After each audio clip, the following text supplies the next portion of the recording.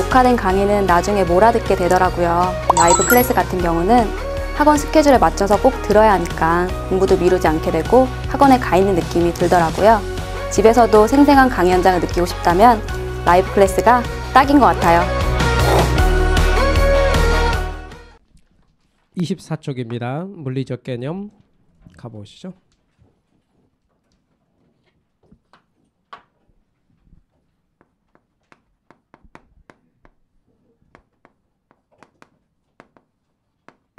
물리적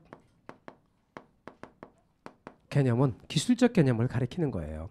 그래서 우리가 물리적 개념 그렇게 말하면 기술적 개념을 가리킨다라고 알고 계시면 되고요.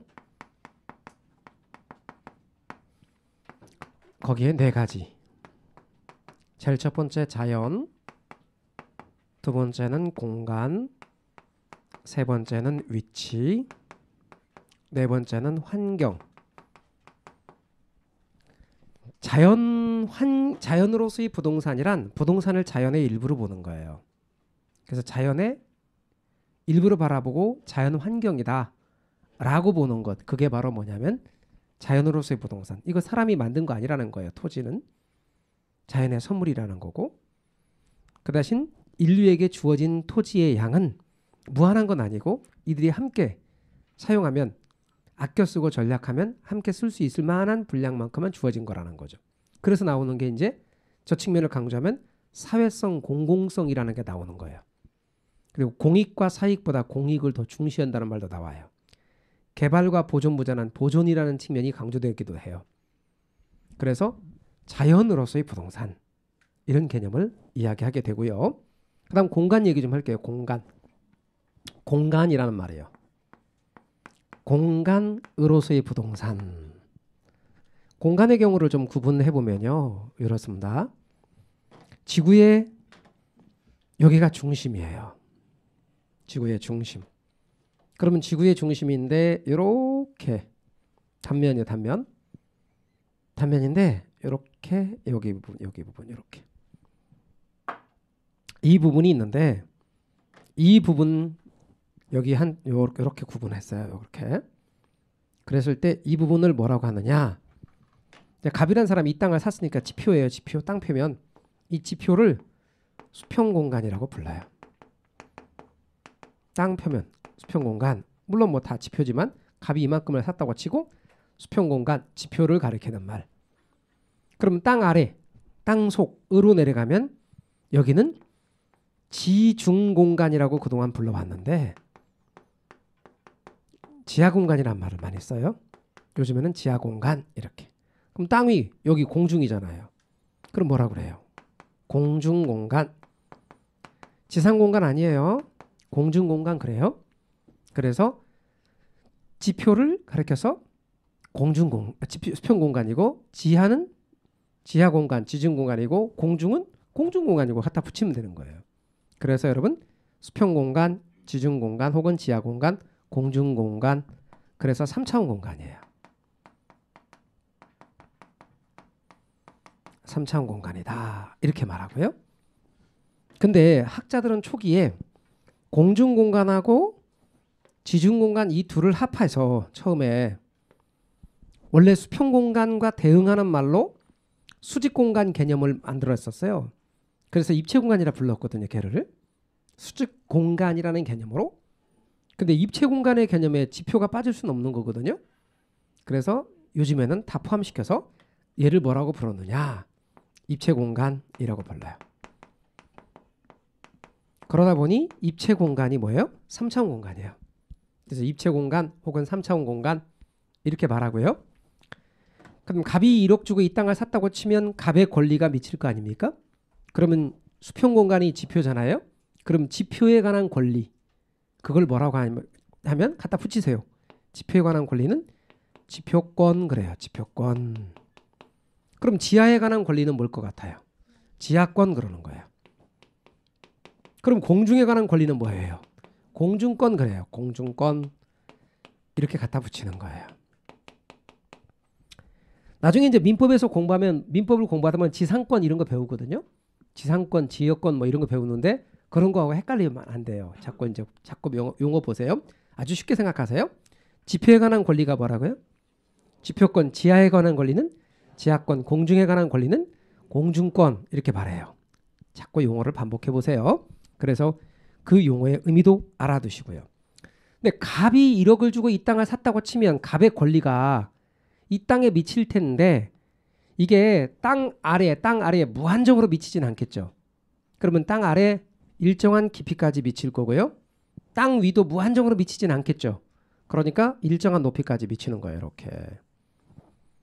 그랬을 때 여기는 뭐냐? 여기는 사적 지하 공간이에요. 사적 지하 공간. 사적 지하 공간에 미치는 거죠. 요게 사적 지하 공간에 미치는 부분이고 이걸 사적 지하 공간, 갑의 소유권이 미치는 공간이고 이걸 넘어서서는 개인의 소유권이 미치지 않아요.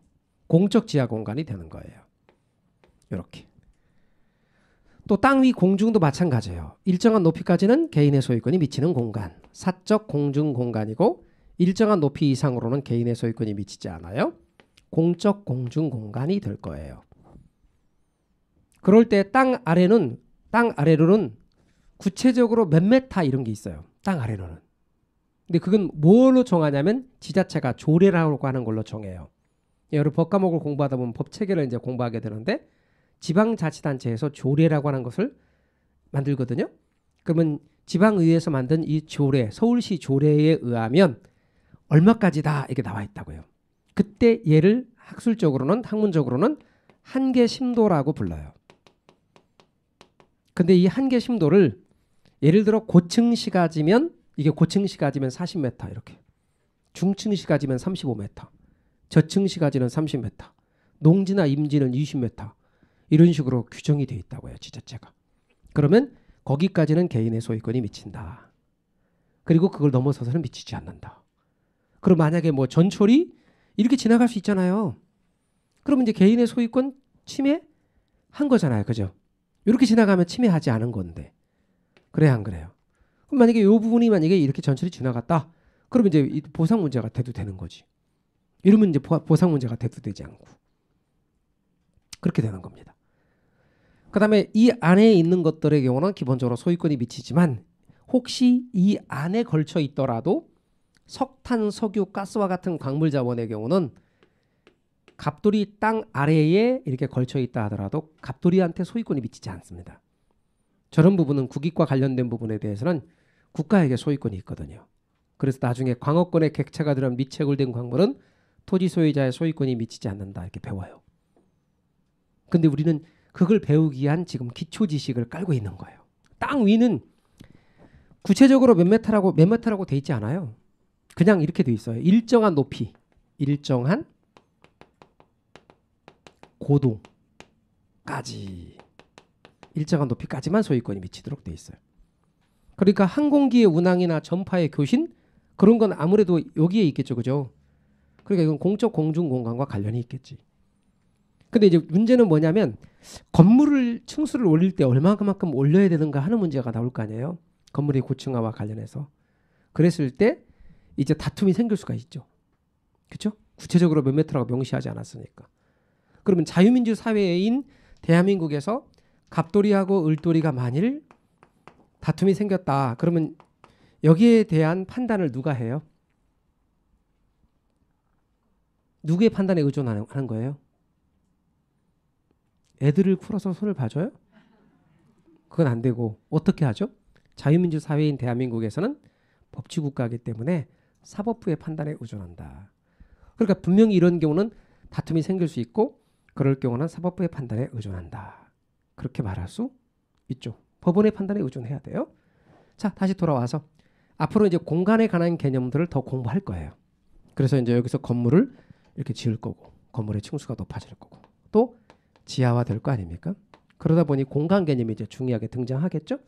그런 얘기는 기본 심화를 가면서 더 할 거예요. 또 다른 과목, 예컨대 구체적으로 민법 같은 경우를 공부하면서 소유권에 관한 측면들을 더 공부하다 보면 여러분의 배경 지식들에서 쌓이게 될 겁니다. 공간 개념만 알아두십시오. 자, 넘어가요. 세 번째 위치예요. 위치. 위치로서의 부동산을 이야기할 때는 좋은 위치, 뭐 안 좋은 위치 이렇게 이야기하기도 하지만 아주 중요하게 우리가 따져줘야 할 용어 하나가 있는데 접근성이에요. 접근성. 접근성과 같이 알아둬야 될 단어가 근접성이라는 단어가 있는데요. 근접성은 목적 대상물과 단지 거리가 가깝다 그런 뜻인데요. 이 접근성이라는 용어는 목적 대상물과의 시간적, 거리적, 그리고 이제 이 단어는 넣어도 되고 빼도 돼요. 심리적. 요게 이제 들어갈 수도 있고 빠질 수도 있어요. 그리고 경제적.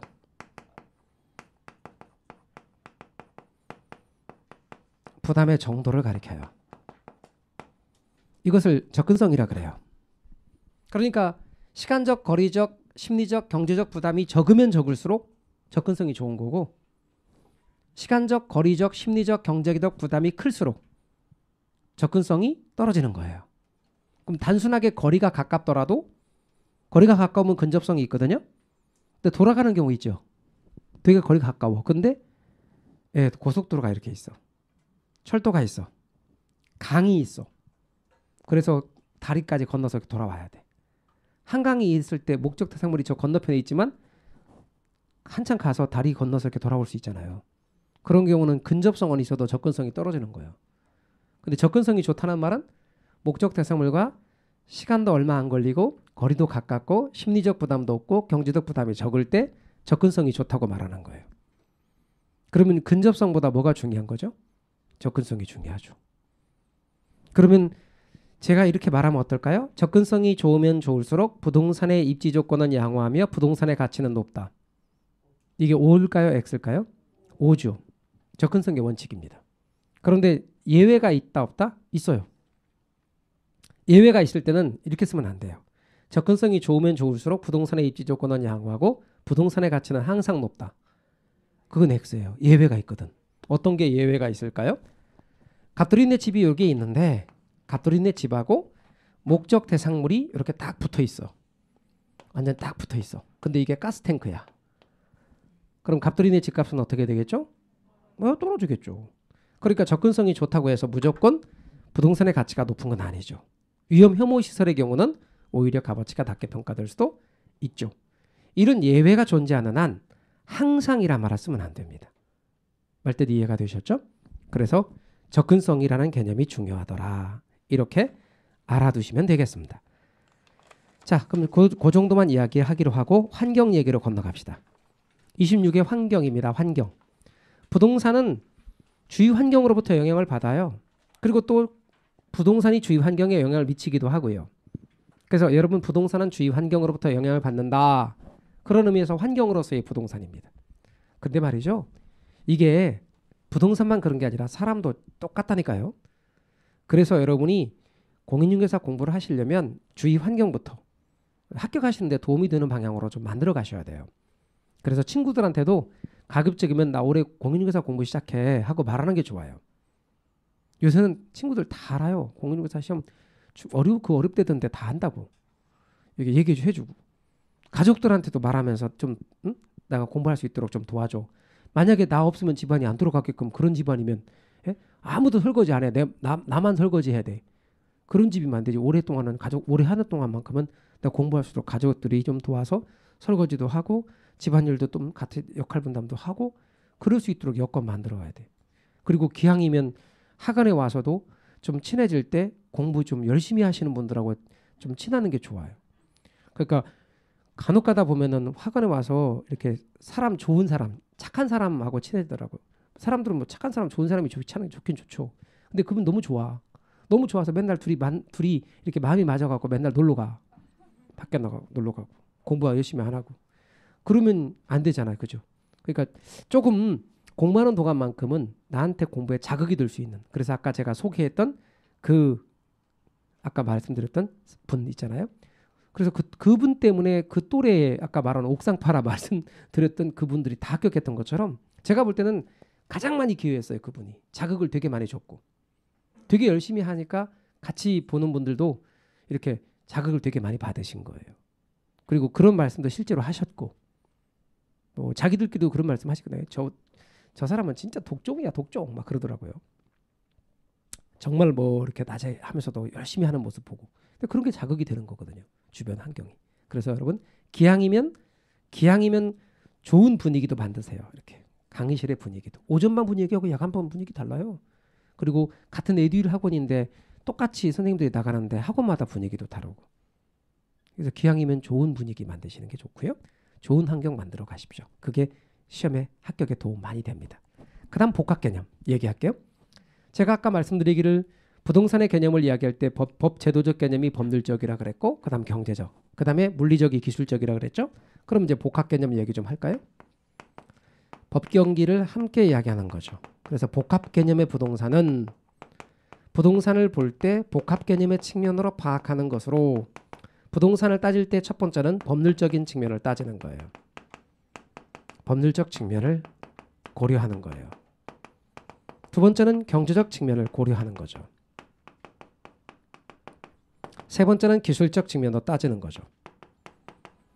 그래서 부동산을 따질 때 법경기를 함께 고려하는 것. 이게 바로 복합 개념의 부동산이에요. 그런데 제가 아까 뭐라고 그랬어요? 법률적 측면은 협의와 광의로 구분한다 그랬죠? 그러면 첫 번째가 협의의 부동산, 광의의 부동산 이렇게 구분했었잖아요. 근데 협의의 부동산이 제가 아까 뭐라고 그랬어요? 민법에서 말하는 부동산이랬죠? 그래 민법에서 말하는 부동산은 민법상 부동산을 이렇게 바라보는 거예요. 토지 및 그정착물로.